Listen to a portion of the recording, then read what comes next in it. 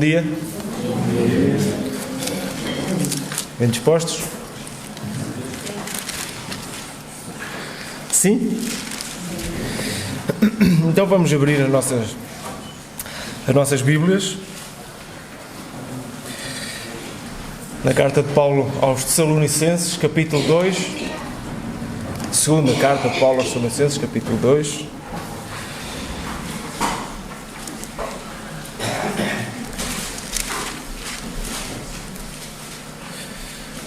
O texto do nosso estudo esta manhã é todo o capítulo 2. Estamos a caminhar nestas duas cartas de Paulo a esta igreja em Tessalónica e tem sido um percurso muito bom.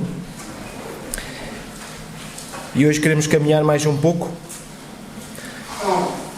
e olhar para estes 17 versículos da carta. Então, segunda carta de Paulo aos Tessalonicenses, capítulo 2, diz assim o texto bíblico: Irmãos, no que diz respeito à vinda do nosso Senhor Jesus Cristo e à nossa reunião com Ele, nós vos exortamos a que não vos demovais da vossa mente com facilidade, nem vos perturbeis, quer por espírito, quer por palavra, quer por epístola, como se procedesse de nós, supondo que tenha chegado o dia do Senhor. Ninguém de nenhum modo vos engane, porque isto não acontecerá sem que primeiro venha a apostasia e seja revelado o homem da iniquidade, o filho da perdição, o qual se opõe e se levanta contra tudo o que se chama Deus ou é objeto de culto, a ponto de assentar-se no santuário de Deus, ostentando-se como se fosse o próprio Deus. Não vos recordais de que ainda convosco eu costumava dizer-vos estas coisas? E agora sabeis que o que o detém, para que ele seja revelado somente em ocasião própria. Com efeito, o mistério da iniquidade já opera e aguarda somente que seja afastado aquele que agora o detém. Então será de facto revelado o iníquo, a quem o Senhor Jesus matará com o sopro de sua boca e o destruirá pela manifestação de sua vinda. Ora, o aparecimento do iníquo é segundo a eficácia de Satanás, com todo o poder e sinais e prodígios da mentira, e com todo o engano de injustiça aos que perecem, porque não acolheram o amor da verdade para serem salvos. É por este motivo, pois, que Deus lhes manda a operação do erro, para darem crédito à mentira, a fim de serem julgados todos quantos não deram crédito à verdade. Antes, pelo contrário, deleitaram-se com a injustiça. Entretanto, devemos sempre dar graças a Deus por vós, irmãos amados pelo Senhor, porque Deus vos escolheu desde o princípio para a salvação, pela santificação do Espírito e fé na verdade, para o que também vos chamou mediante o nosso Evangelho, para alcançardes a glória do nosso Senhor Jesus Cristo. Assim, pois, irmãos, permanecei firmes e guardai as tradições que vos foram ensinadas, seja por palavra, seja por epístola nossa.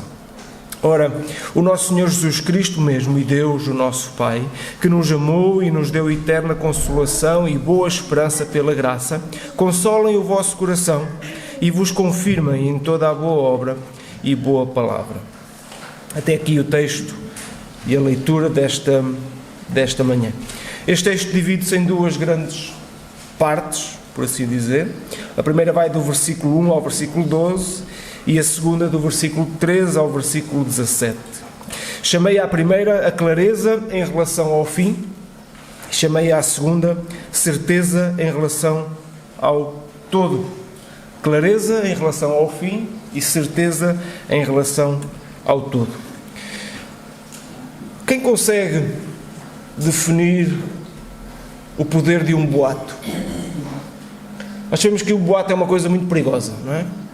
Quando se levanta um boato relativamente a determinado assunto, é muito difícil contê-lo.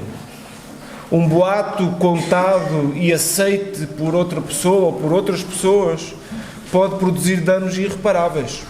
Pode destruir um casamento, pode destruir relações de amizade, pode destruir uma igreja. Um boato ou uma verdade contada de uma forma mentirosa ou uma grande mentira pode ter efeitos incríveis.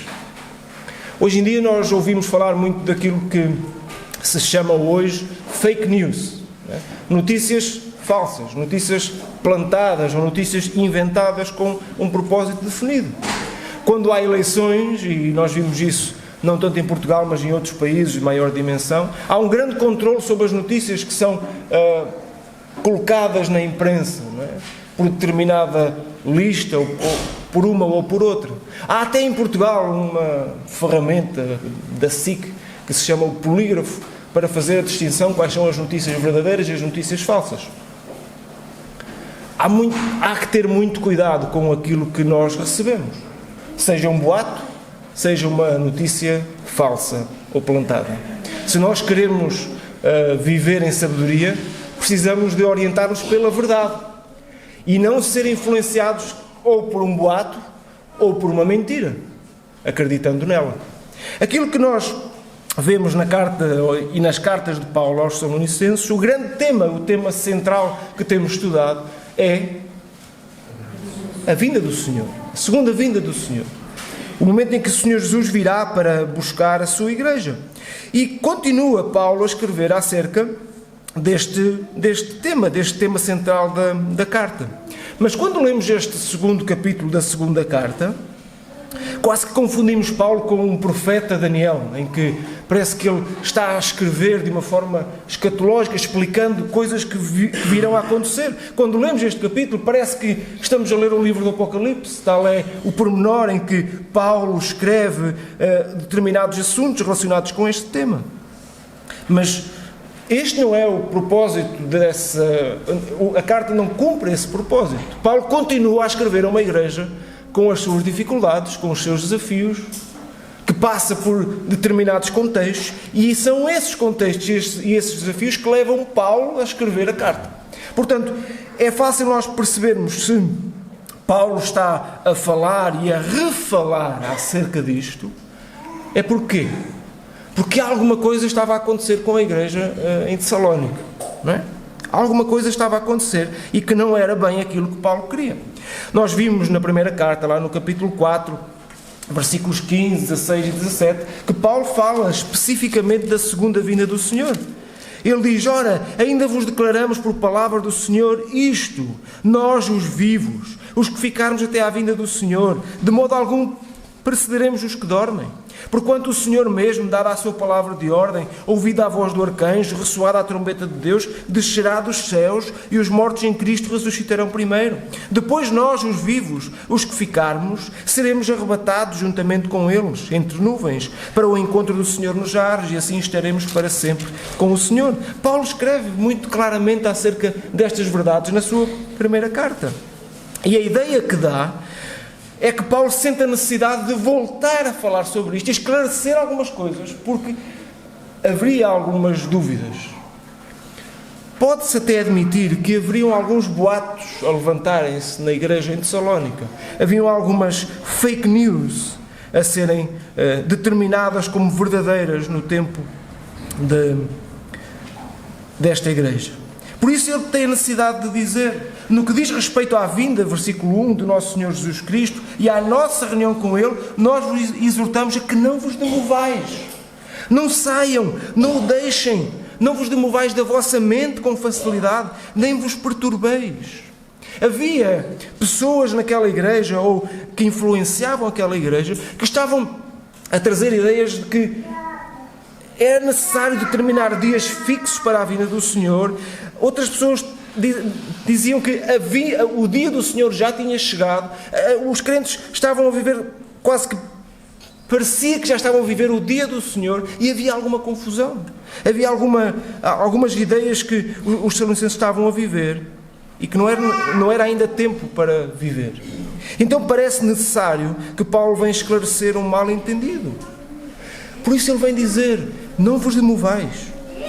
Não vos demovais da vossa mente com facilidade. Tenham calma, não se perturbeis, porque parece que já tem chegado o dia do Senhor, diz o versículo 2. Não vos perturbeis quer por espírito, quer por palavra, quer por epístola, como se procedesse de nós. Este versículo dá até a ideia de que outra carta terá chegado àquela igreja, não proveniente do apóstolo Paulo, dizendo outras coisas. Mas Paulo diz: não se deixem influenciar por isso. Isso não procedeu de nós. supondo que tenha chegado o dia do Senhor. Paulo adverte claramente: mantenham o vosso entendimento, mantenham o vosso discernimento relativamente a este assunto. Por isso, eles precisavam de manter clareza em relação ao fim. As suas ideias relativamente à vinda do Senhor precisavam de estar claras. Eles precisavam de estar alerta, conscientes da iminente vinda do Senhor. Sim, Paulo já tinha dito isso e continua a dizer isso. Mas isso não significa que eles não estivessem blindados a ideias apressadas e infundadas acerca da vinda do Senhor. Havia este desafio para os Tessalonicenses: estar alerta, estar expectantes, estar vigilantes, no entanto blindados a informações erradas. O termo entendimento aqui baseia-se em fundamentar a sua esperança na sã doutrina. E era isso que Paulo queria que os irmãos em Tessalónica mantivessem, que não se arredassem daquilo que Paulo nos tinha dito. Mas o texto continua, do versículo 3 ao versículo 6. Paulo diz: ninguém de nenhum modo vos engane, porque isto não acontecerá, o dia do Senhor, não acontecerá sem que algo aconteça, sem que outras coisas precedam esse acontecimento. Portanto, aquilo que Paulo está a dizer aos Tessalonicenses é que eles não podiam fechar os olhos ou estar desatentos àquilo que os rodeava, àquilo que acontecia à sua volta. E Paulo diz que é isso que nos leva a concluir que o dia do Senhor está próximo.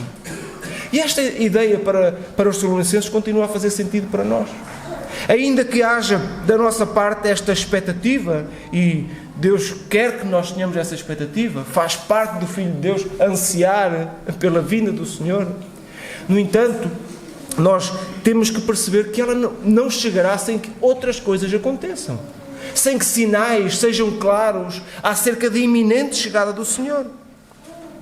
E que sinais é que Paulo fala relativamente que precedem este dia?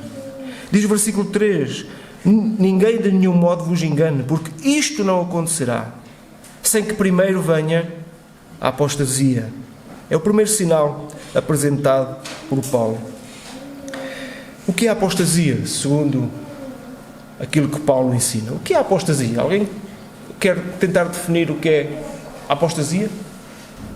Temos que saber o que é a apostasia para percebermos se de facto é um sinal que já está visível nos nossos dias. Certo? O que é a apostasia? Eu já ouvi muitas pessoas falarem e não consigo perceber. Abandonar a fé? Todos concordam? A apostasia é abandonar a fé? Falsas doutrinas? A apostasia é muito isto. É a rejeição generalizada de toda e qualquer coisa que vem de Deus, não é? Da lei de Deus. Podemos atribuir à apostasia o abandono da fé.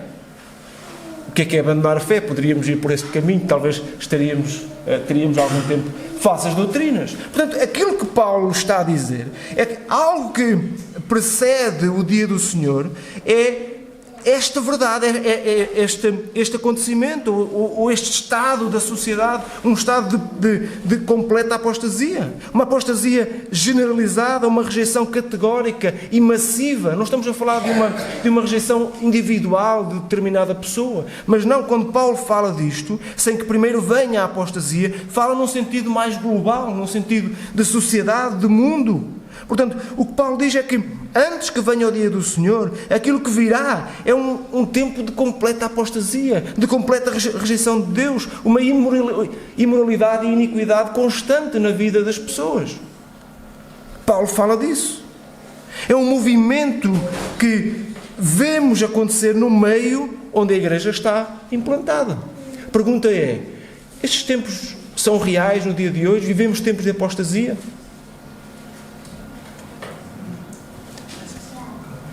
A mim parece-me que sim, que vivemos tempos de apostasia, sem dúvida.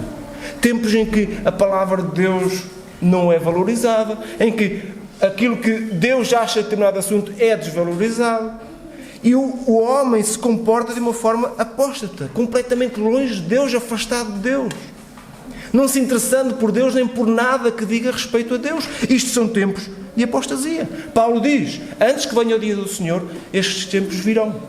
Talvez os Tessalonicenses dissessem: mas isto já estamos também nós a viver. Era possível que considerassem que isso fosse uma realidade também. Não esqueçamos que estes irmãos eram perseguidos por causa da sua fé em Jesus. Que maior manifestação de apostasia é esta? Perseguir alguém porque a pessoa segue Jesus. Mas Paulo diz: antes que venha o dia do Senhor, haverá apostasia.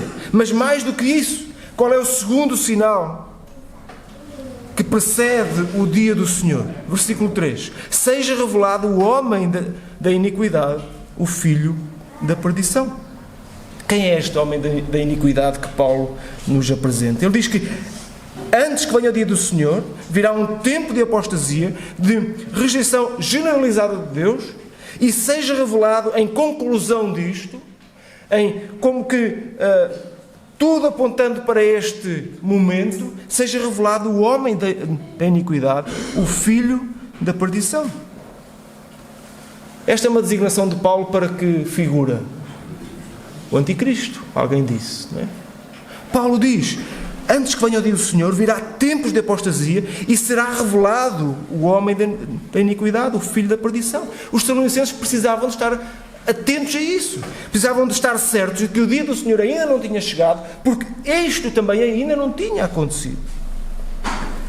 O anticristo é um termo muito bíblico. Acho que nós falamos poucas vezes dele, mas é um termo bíblico. Ele está descrito na palavra de Deus em diversos textos. Paulo diz que este homem da iniquidade, ou o anticristo, ou o filho da perdição, ele atrairá ao engano aqueles que já são inclinados contra Deus, aqueles homens que, já caminhando na apostasia, são inclinados para adorar este homem, este ser, esta pessoa.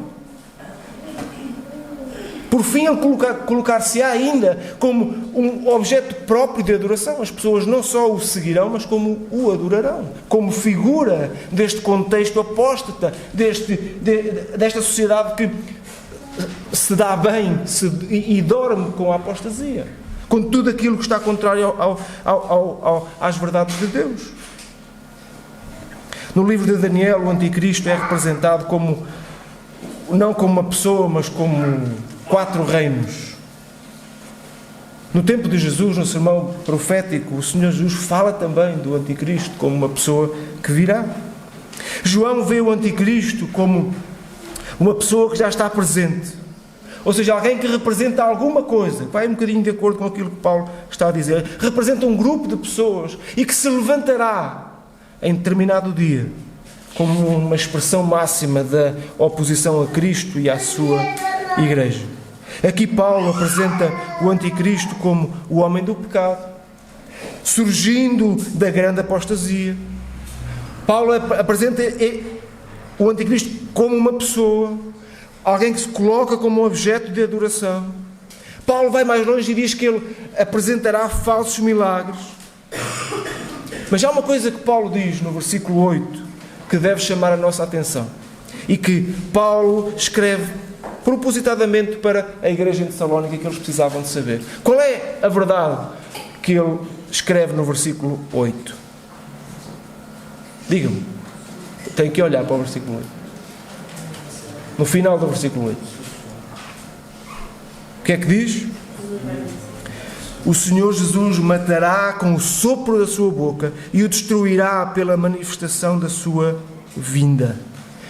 Não só é apresentado a pessoa, não só é apresentado que tipo de homem de iniquidade é que Paulo está a falar, não só é apresentado algumas das suas funções ou tarefas, mas é também apresentado o seu fim. E o seu fim é a derrota, é a morte.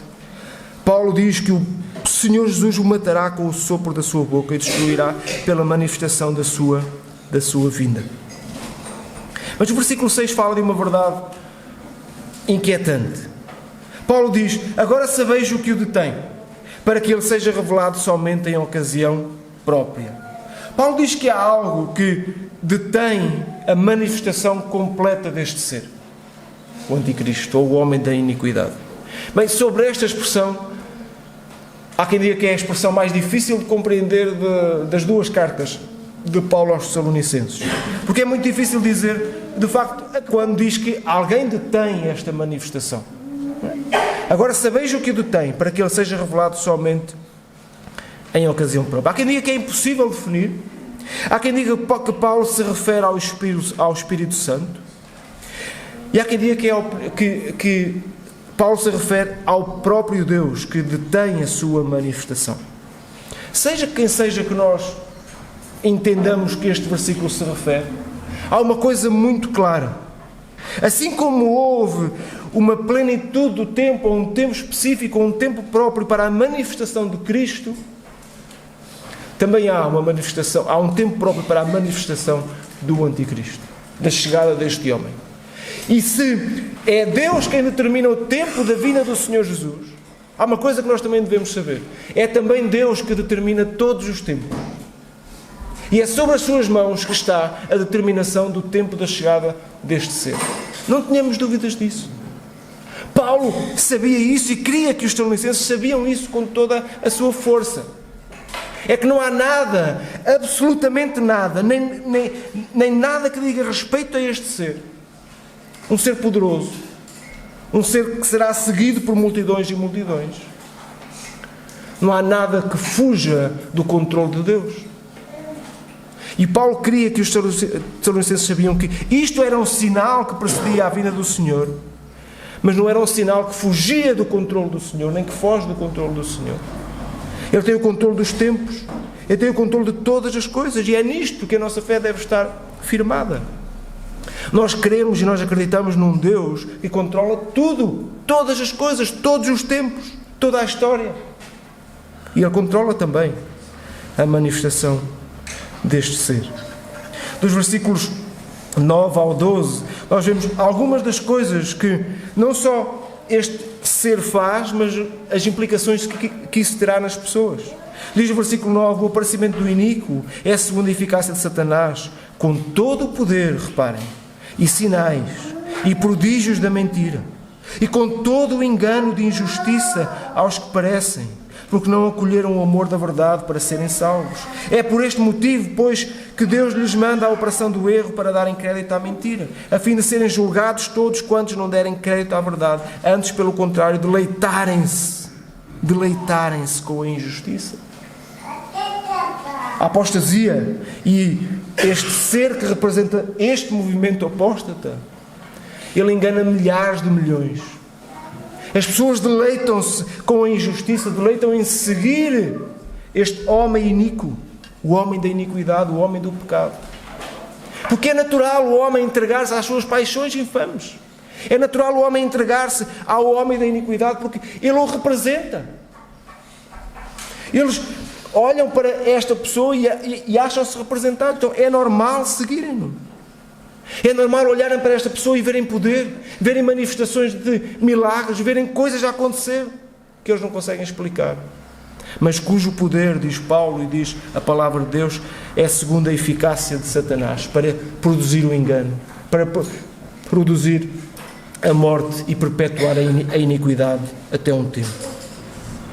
O que é que estas verdades nos dizem a nós hoje, crentes no Senhor Jesus Cristo, filhos de Deus, no ano 2023, no Silveiro?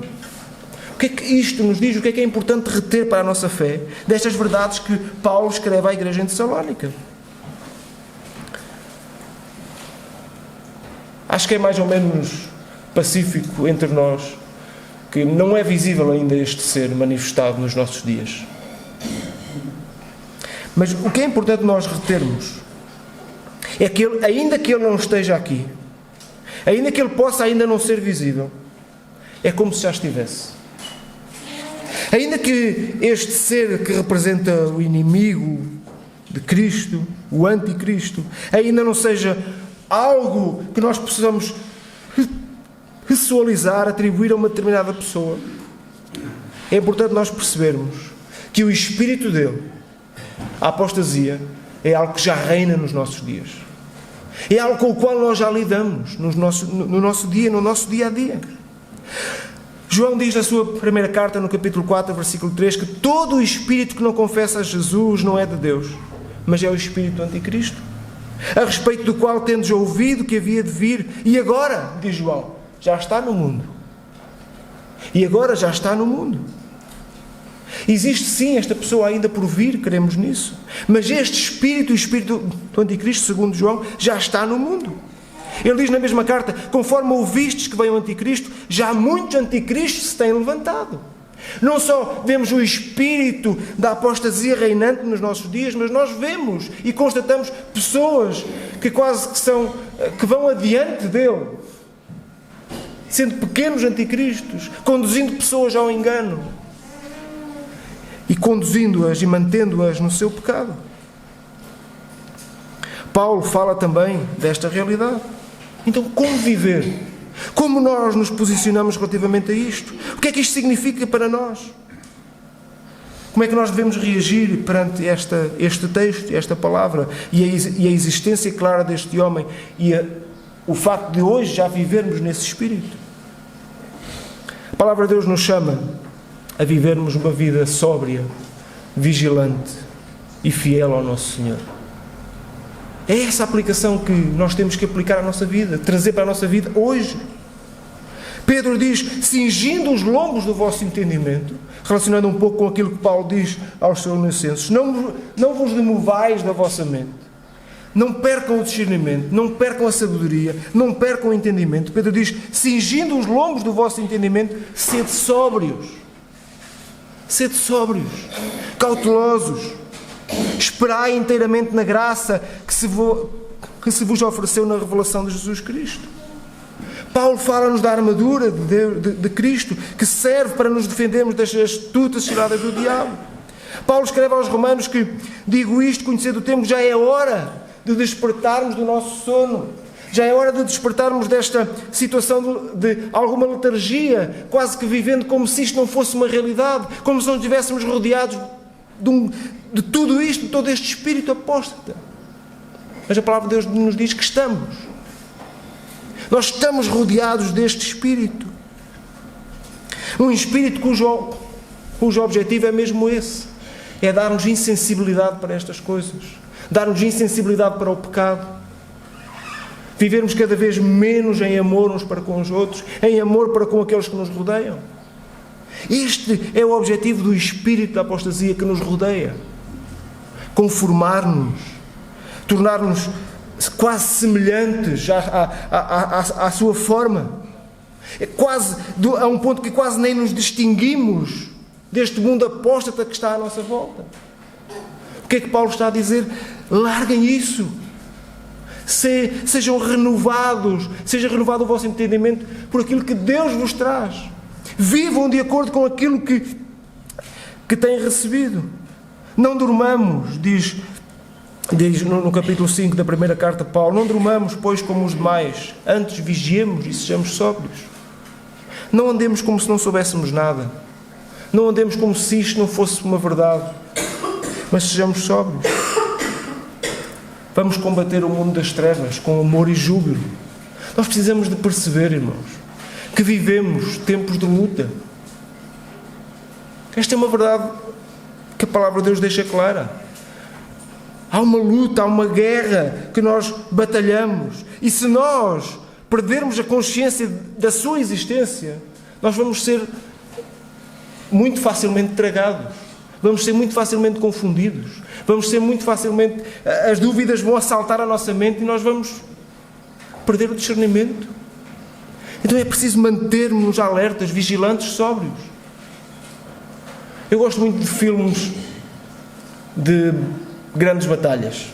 Não sei se os irmãos gostam desse tipo de filmes. Filmes antigos, em que um povo ou uma nação enfrenta outra nação. Quando uma guerra está para chegar e um povo se prepara e se coloca no campo de batalha, eles motivam-se uns aos outros, eles batem com a espada no escudo, eles fazem muito barulho, há ali um grande ímpeto, uma grande vontade de ir para a guerra. Mas há uma coisa que normalmente acontece nos filmes, é que ao início não aparece o inimigo, aparece só o grupo que vai guerrear. Eles estão ali motivados pelo seu líder, prontos para a guerra, e posicionam-se no terreno e a certo momento a câmara abre, não é? O plano abre e começa a surgir o inimigo. E é normal que nos filmes isto seja trazido desta forma, o inimigo começa a aparecer. E aquele ímpeto, aquela vontade, aquela força, aqueles gritos começam a dar lugar ao silêncio. Porque começa-se a perceber a grandiosidade do inimigo. Parecem formigas, não é? São muitos. E aquele ímpeto, aquela alegria, aquele desejo de ir para a guerra é substituído por um medo, um silêncio. E eles ficam quase que tolhidos pelo medo. E é preciso o seu líder puxar por eles, voltar a chamá-los para a guerra, para eles voltarem a posicionar. Ainda que cheios de medo, ainda que temerosos, eles vão para a guerra. Muitas vezes até sabendo que serão dizimados. A palavra de Deus fala-nos desta guerra. O nosso inimigo está à nossa volta. Não tenhamos dúvidas disso. O nosso inimigo é numeroso, é poderoso. Está pronto para nos condicionar à sua realidade. Está pronto para nos trazer para o mesmo lugar onde eles estão, no sentido mental. Mas há uma coisa que a palavra de Deus nos diz. É que há vitória para os filhos de Deus. Há vitória. Cristo Jesus, o nosso líder, o nosso Redentor, o nosso Regenerador, Ele dará-nos vitória. Ele dará a vitória. Mas isto não significa que esta luta não seja real. Nós precisamos estar alerta. Este tempo da apostasia é o tempo de hoje. É os tempos que vivemos hoje. Precisamos saber isso. Portanto, precisamos estar bem claros relativamente ao nosso futuro, ao que nos reserva. Clareza relativamente ao futuro. Clareza em relação ao que vem. Precisamos de revelar isto, como filhos de Deus. Não podemos ser confundidos relativamente ao que nos rodeia. Mas devemos estar bem certos daquilo que a palavra nos diz. E sermos vigilantes, sóbrios e fiéis ao nosso Deus. A segunda parte do texto, Paulo apresenta um grande contraste. Depois de apresentar todo este cenário de apostasia, de rebelião contra o Senhor, de iniquidade, de pecado, de morte, ele apresenta o lado contrário. Enquanto aqueles que, até ao versículo 12, nós vemos que perecem, nós vemos outro grupo de pessoas que, segundo Paulo diz, serão salvos. Enquanto aqueles que são enganados, do versículo 1 ao versículo 12, dando crédito à mentira, seguindo esta apostasia, seguindo esta figura, estes, do versículo 13 ao versículo 17, creem na verdade. Enquanto aqueles se deleitam na injustiça, estes são santificados pelo Espírito de Deus. Então Paulo faz um claro contraste.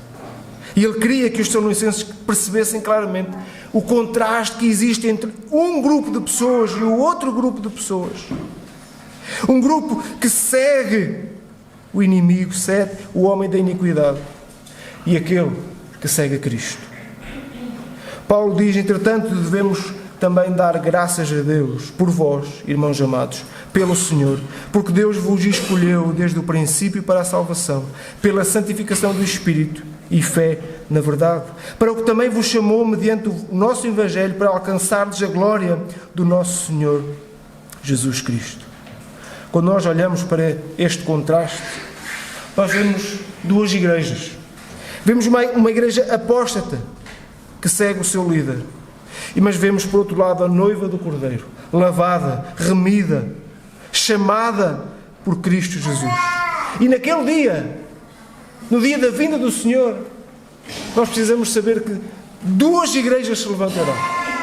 A igreja apóstata, a chamada Grande Babilónia, numerosa, mas veremos também a igreja, a noiva do Cordeiro, chamada, remida e salva pelo Senhor.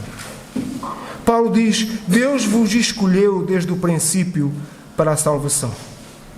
Qual era a evidência que Paulo tinha para dizer que os Tessalonicenses tinham sido escolhidos por Deus para a salvação? Porque é que Paulo diz aos Tessalonicenses que Deus os tinha escolhido desde o princípio para a salvação? Porquê? Porque havia evidências da sua salvação. Toda a carta é clara, Paulo dando graças a Deus pela fé daqueles irmãos. Então, porque eles demonstravam a sua fé em Cristo Jesus, e porque era claro, até pelo exemplo que eles eram para outras cidades, para outras igrejas, era claro que eles eram escolhidos de Deus para a salvação. A evidência da eleição que Paulo aqui trata era a sua salvação, a salvação dos Efésios. A doutrina da eleição é uma doutrina imensa, maravilhosa. Ela tem tanto de incrível e impossível às vezes de entender, como de histórica. Ela não é nova, é antiga. A palavra de Deus está cheia deste conceito de que Deus elegeu, escolheu e predestinou homens para a salvação, escolheu-os para serem seus filhos. A palavra de Deus está cheia desta verdade, não a podemos negar. Quando Deus decide criar o mundo, quando Deus age como Criador, Ele dá ordem a tudo aquilo que era necessário para que a criação existisse. Todos os planetas, tudo aquilo que é criado, obedece à sua voz, obedece à sua chamada. E Deus cria todas as coisas de uma forma sublime. Deus cumpre o seu propósito, ordenando que as coisas se criem. Quando nós vemos os milagres do Senhor Jesus, quando vemos o Senhor Jesus a salvar ou a dar vida à filha de um homem chamado Jairo, nós vemos Jesus a entrar num quarto onde aquela menina jazia, morta, e vemos Jesus a dizer: Talita cumi, que significa, diz lá em Marcos, eu te mando, levanta-te. O Senhor Jesus deu vida àquela criança que para todos estava morta e que de facto estava morta. Mas Cristo tem poder, pelas suas palavras, para dizer: levanta-te, eu te mando, levanta-te. E deu vida àquela menina. Jesus cumpriu o seu propósito. Quando vemos Jesus a ir à casa dos seus amigos, Maria, Marta e Lázaro, em que um grande choro se abatia sobre aquela família, porque Lázaro, o amigo de Jesus, estava morto. Já há alguns dias ele estava morto. Jesus entra naquela casa e ele diz: vem para fora, sai daí. Vem, ele sai do túmulo e vive. Jesus cumpre o seu propósito de dar vida àquele ser que estava morto. Mas aquele ser que estava morto ouviu a voz do Senhor e saiu para fora e viveu. Jesus cumpriu o seu propósito. Há também uma voz que ecoa na nossa vida como filhos de Deus. Nós que somos filhos de Deus, há também uma voz que ecoa na nossa história. E essa voz é a chamada de Deus para a salvação. Tal como Jesus diz à menina e como disse a Lázaro, também um dia Deus nos disse: levanta-te, anda, volta à vida, vem para fora. E esta voz está relacionada com o seu poder e com a sua vontade de nos salvar, com o seu propósito de nos resgatar, de nos regenerar e de nos dar vida, nós que estávamos mortos no nosso pecado. É uma chamada maravilhosa. E também em nós. Ele cumpre o seu propósito de nos salvar e dar vida a alguém que estava morto. Paulo diz na carta de Paulo aos Romanos, que capítulo 8, versículo 30,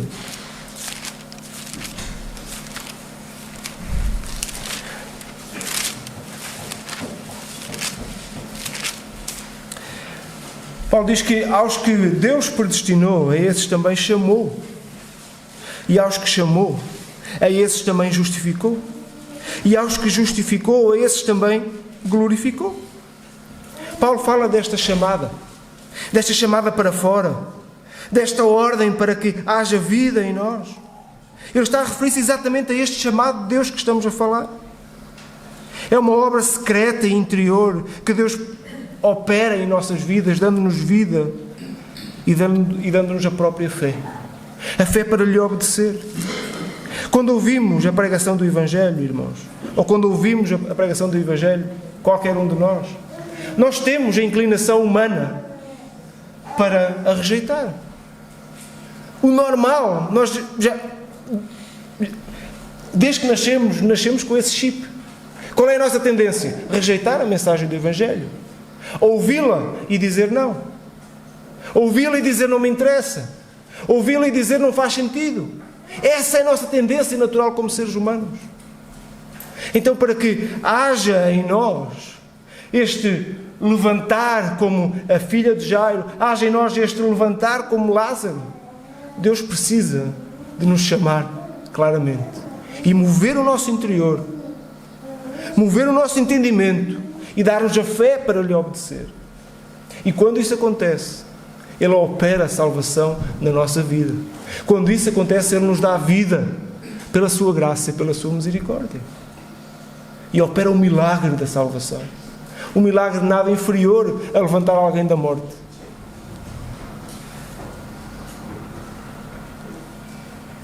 Paulo diz na carta: Ele nos deu vida.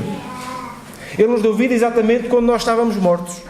Mortos nos nossos delitos, mortos nos nossos pecados, nos quais nós andávamos, outrora, segundo o curso deste mundo. E reparem agora, segundo quem? Segundo o príncipe da potestade do ar. Estávamos enquadrados nos primeiros 12 versículos. Era lá que estávamos. E era lá que estaríamos para sempre. E o nosso destino seria o mesmo deste príncipe e deste homem da iniquidade. Do espírito que agora atua nos filhos da desobediência, o espírito da apostasia, que nós lemos nos versículos 1 a 12. Entre os quais todos nós andamos outrora segundo as inclinações da nossa carne, fazendo a vontade da carne e dos pensamentos, e éramos, porquê? Por natureza, filhos da ira, como também os demais. Mas Deus, sendo rico em misericórdia por causa do grande amor com que nos amou, estando nós mortos e os nossos delitos, nos deu vida. Levanta-te, sai para fora, vem, pela graça sois salvos. Juntamente com Ele nos ressuscitou e nos fez assentar nos lugares celestiais em Cristo Jesus. Para quê? Qual é o objetivo disto? Para mostrar nos séculos vindouros a suprema riqueza da sua graça. Para que fique claro para todo sempre: eu salvei este, porque eu sou gracioso. Para mostrar a sua bondade para connosco em Cristo Jesus. Porque pela graça, por esta graça, nós somos salvos mediante a fé. E isto não vem de vós. É dom de Deus, não de obras, para que ninguém se glorie. Paulo diz ainda que nenhuma condenação há para os que estão em Cristo Jesus. Nenhuma, absolutamente nenhuma. Nenhuma condenação há para os que estão em Cristo Jesus, que não andam segundo a carne, mas segundo o Espírito, porque a lei do Espírito de vida em Cristo Jesus me livrou do pecado, da lei e da morte. Voltando ao nosso texto, em 2 Tessalonicenses, é grande o contraste, como vimos. É grande aquilo que Deus nos... de uma grande morte que Deus nos livra.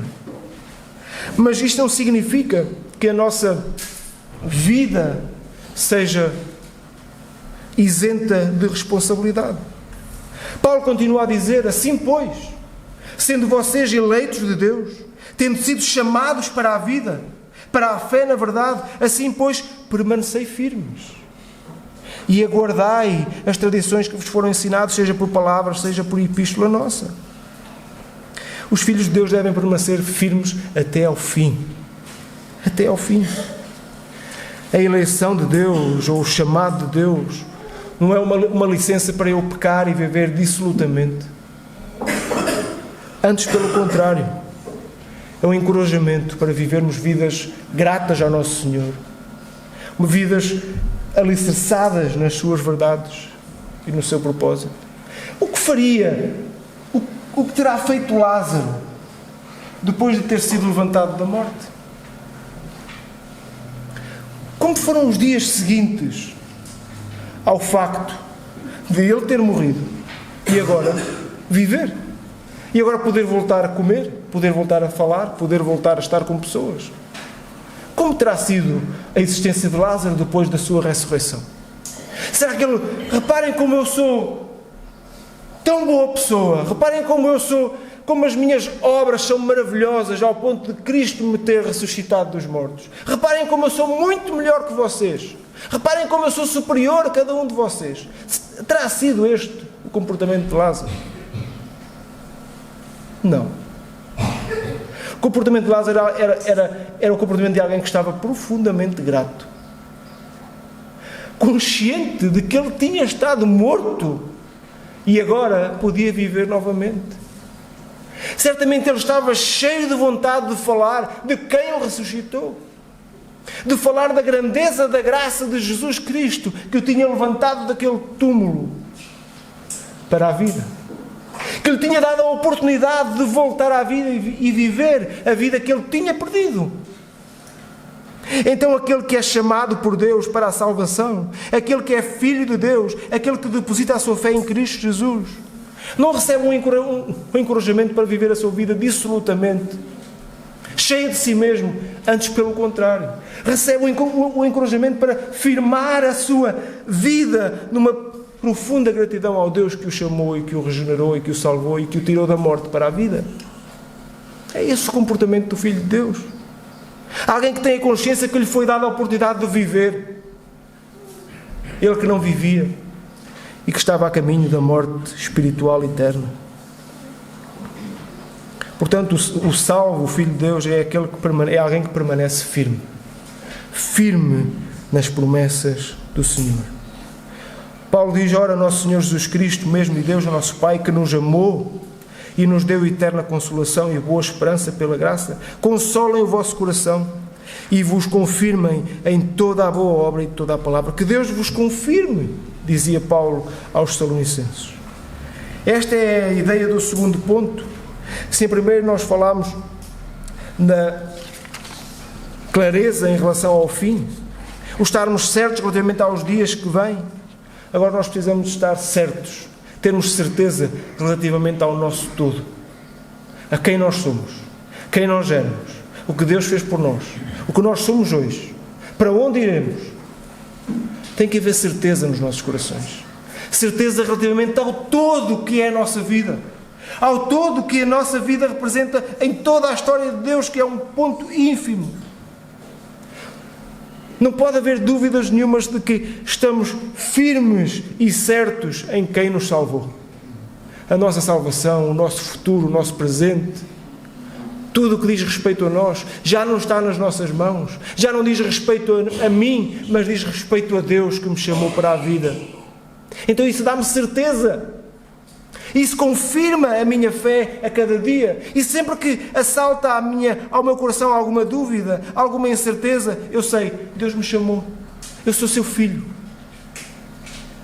Então, Deus me dará a certeza de que me chamará também para a sua presença e voltará para me buscar, tal como os Tessalonicenses precisavam de saber. Que Deus os viria buscar. Cristo Jesus, o seu Senhor, voltaria para os levar para junto do Pai. E é esta certeza que também nós precisamos ter. Certos. Precisamos viver com a certeza de que Cristo, o nosso Redentor, virá buscar-nos para nos levar à presença do Pai. Isso é uma certeza bendita que consola os nossos corações, que não deve trazer dúvidas. Sabendo que aquilo que nos rodeia, sim, é tenebroso. Sim, é desafiante.